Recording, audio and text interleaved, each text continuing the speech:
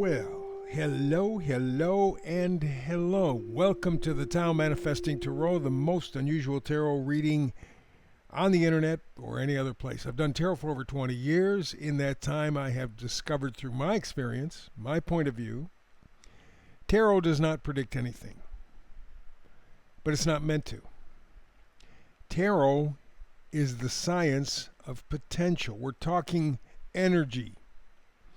We're talking about several cards initiating a kind of energetic signature.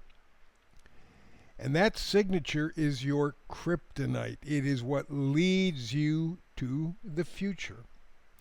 Today, we're talking about feeling aimless, hopeless, and helpless. Orphaned. Being left all beside yourself. Nothing around you, no support system. You all by your lonesome. Now, in a metaphysical sense, we're all there anyway. We come to this existence alone. We leave alone. Okay. That's the philosophical side. But the practical side is that each of us are on our own spiritual path. We come here from another dimension, from the ether, wherever, I don't know, I don't have a good word for it, but we come here with a plan that is spiritual in its essence. And very often that spiritual side doesn't fit very well in this 3D side, this physical side. But that explains why, if you have any brothers or sisters, why they're different from you. Everyone is different. Yet you come from the same house, same parents. I mean, it's like, shouldn't you all be the same? But you're not.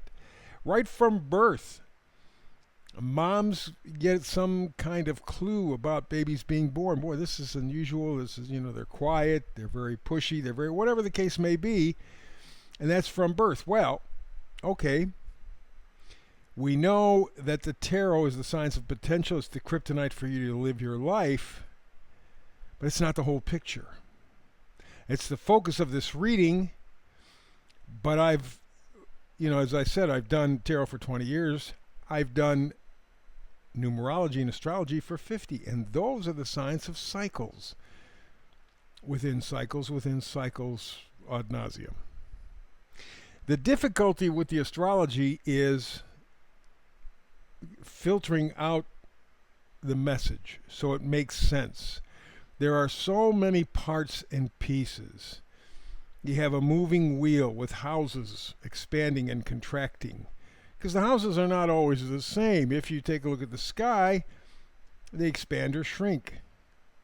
They're not all 30 degrees, 12 houses. They're changing. On top of that, the planets are changing depending on the house. You got the ascendant changing, the midheaven changing. And then you have all the other kinds of creature features. You got easily 24 different things that you can look at in terms of planets and planetoids, I guess I'd call them, because they do carry an impact. And after a while, it becomes so crazy that I have never, in myself included, ever found an astrologer who could distill all that stuff. It's just a bunch of chop suey. So what I decided to do when I focused on manifesting tarot is make tarot the key to your future. But the astrology, numerology, that's kind of the room that you're leaving. You want to leave this room and go forward into the future. It's important to know the dimensions of the room, what it looks like, how it affects you. And so that's why the astrology is so very important. We pick the high spots, low spots, kind of get a sense, and then we focus that energy into a manifesting. So it really is, what you get here is 3 for 1. You get the tarot, that's the most important part. That's the contact point with life. But we use the numerology and astrology to kind of figure out where on your life path you are. What are the influences? What does the room that you want to leave, what does it look like? How has it impacted you? How has it affected you?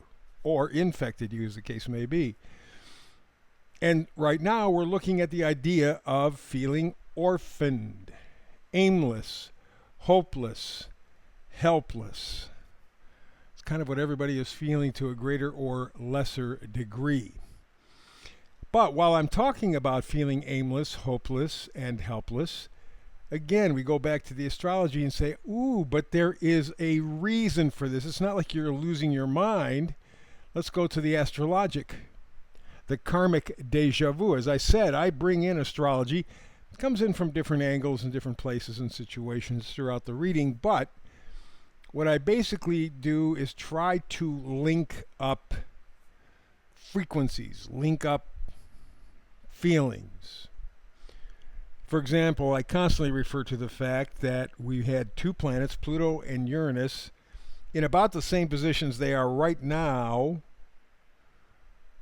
about 250 years ago, when America declared their independence. In fact, shortly thereafter, France had a revolution itself.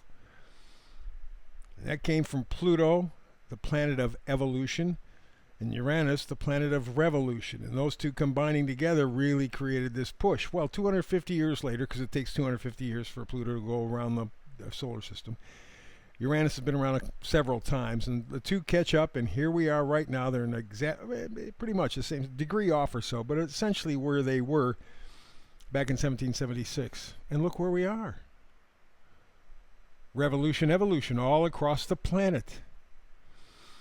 So we take another look, because at this moment, the planet Neptune, which can be the great spiritual planet or the great illusion. You don't know what you're getting with Neptune. Neptune at this point, and is going to stay this way for till about 2040. Neptune is in Aries. Aries is a fire sign. It's a very personal sign. It's a very energetic sign. Sometimes even warlike. Well, the last time Neptune was in this spot was Civil War, the American Civil War, 1860 to 1875.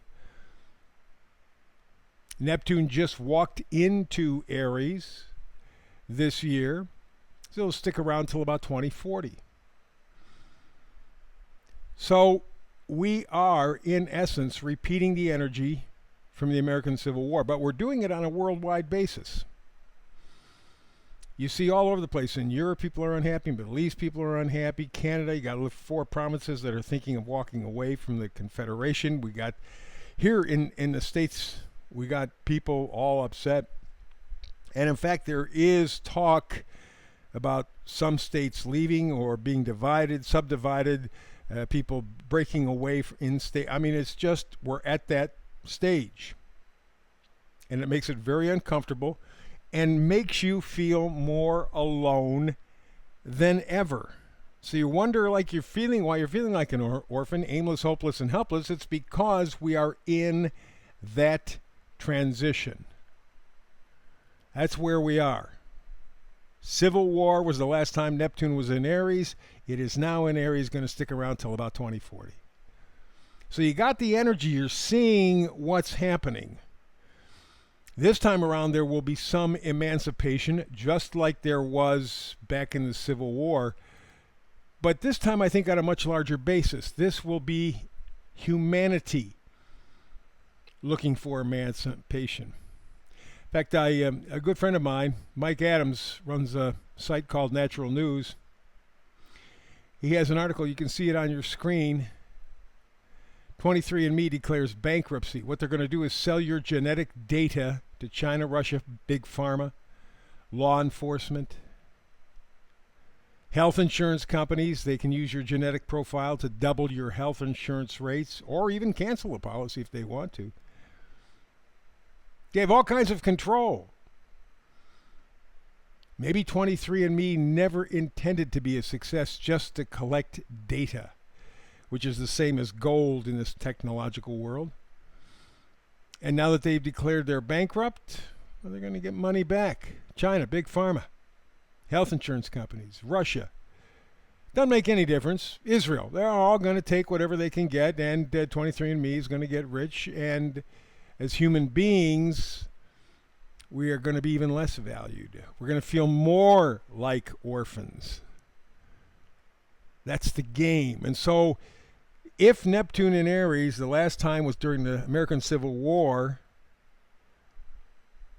that energy is here now. How about instead of freeing the slaves, the black slaves, how about if we free humanity? Think we can do that? Think that's like a task? Well, how about if we do the crazy thing? This is a tarot reading after all. How about if we check with the tarot cards? So we begin with the first one. It is the Three of Swords. Heartache, betrayal. That's exactly what being orphaned kind of feels like. I've never been orphaned, but aimless, hopeless, helpless, you're all by yourself, alone. Okay. Three of Swords, heartache and betrayal. That's what we're feeling right now. Everybody in a little different way, but in essence, everybody realizes they're on their own. Second card, Seven of Wands, defiance, battling. At first, we kind of rolled over. In part, I think because we trusted government. We didn't have any obvious reason not to. Of course, now as you start to dig, you go, Jesus, why the hell did we even believe him to begin with anything? Because you realize that they've lied about everything. Everything. Okay.